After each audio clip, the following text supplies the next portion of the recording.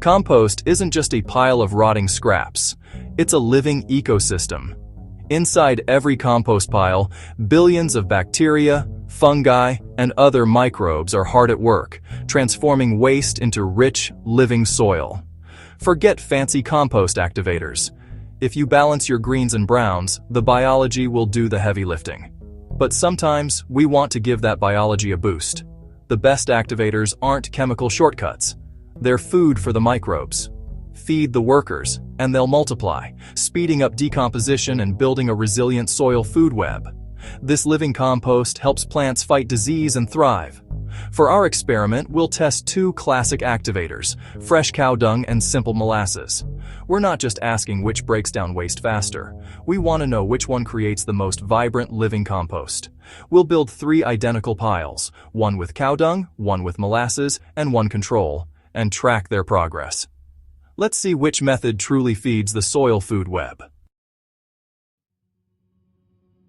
To get real answers, we need a fair test. I set up 3 identical wire mesh bins, each 3 feet wide and tall for good airflow.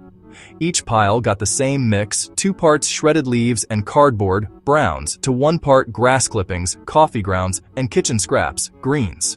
I layered browns, then greens, then a sprinkle of garden soil to introduce native microbes, repeating until full. Each layer got just enough water to be moist, but not soggy. Now for the activators, the first pile is our control, no activator. The second pile got a shovelful of fresh cow dung in the center. The third pile received a solution of 1 cup molasses in 2 gallons of water, poured evenly over the pile. All other variables were kept the same. With the piles built, the experiment began. We'll monitor temperature, smell, and decomposition. Let's see which activator makes the biggest difference.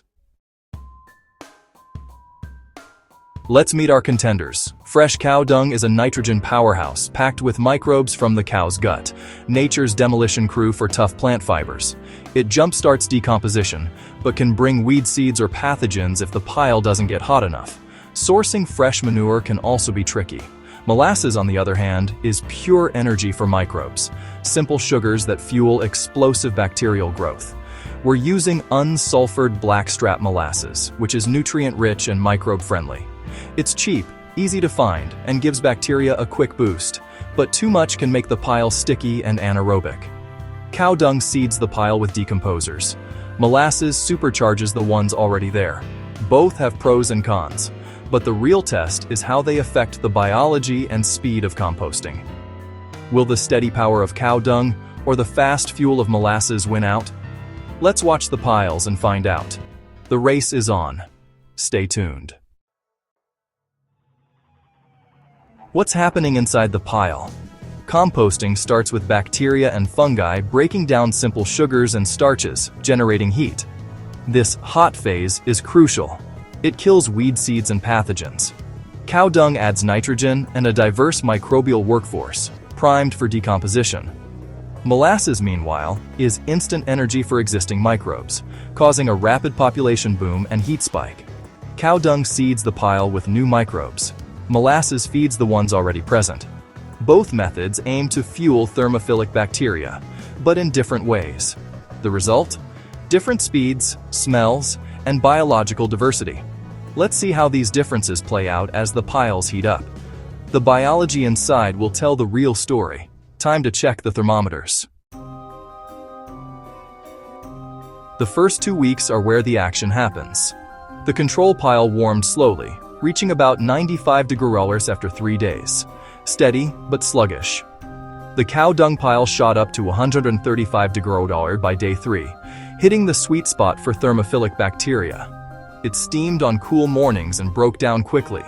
The molasses pile was a rocket, 160 degrees in just 48 hours. The sweet smell and constant steam signaled a massive bacterial bloom. I had to turn it early to keep oxygen flowing. By week 2, the control pile barely hit 110 degrees Celsius. The cow dung pile held steady at 130–140 degrees Celsius, and the molasses pile, after its spike, settled at 145 degrees Celsius. The molasses pile shrank fastest, showing rapid breakdown. Each pile's temperature and smell revealed how the activators shaped the biology. The race for heat was on, and molasses took an early lead. But would it last? Let's see what happens as things cool down. The next phase is just as important. Weeks 3 and 4 brought big changes. The control pile stayed cool and slow. Ingredients still recognizable. Little worm activity. The cow dung pile cooled to 115–120 baudigi, perfect for fungi to take over. White fungal threads spread through the pile, breaking down tough materials. The compost darkened and became more uniform. The molasses pile, after its heat burst, cooled quickly to about 105 degrees. A sour smell hinted at brief anaerobic conditions. Too much activity, not enough oxygen. Turning the pile every 3 days fixed the issue, and decomposition stayed far ahead of the others. The molasses pile was nearly unrecognizable, dark, fine, and broken down. Molasses acted like a sprinter, burning bright and fast. Cow dung was the marathoner, steady and reliable. Both outpaced the control, but in different ways.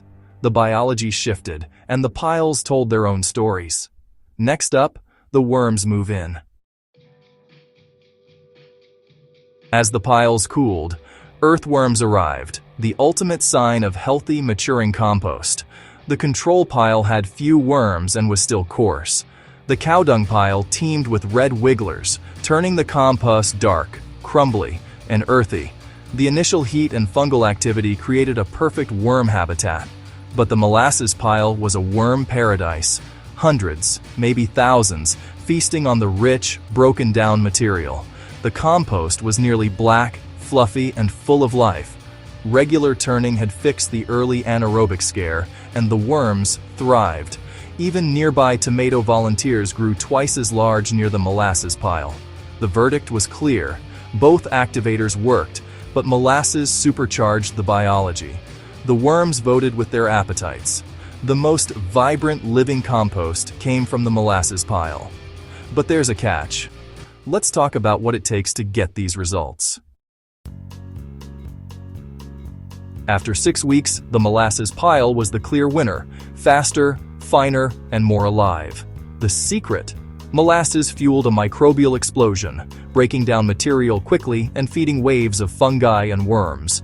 But this method demands attention.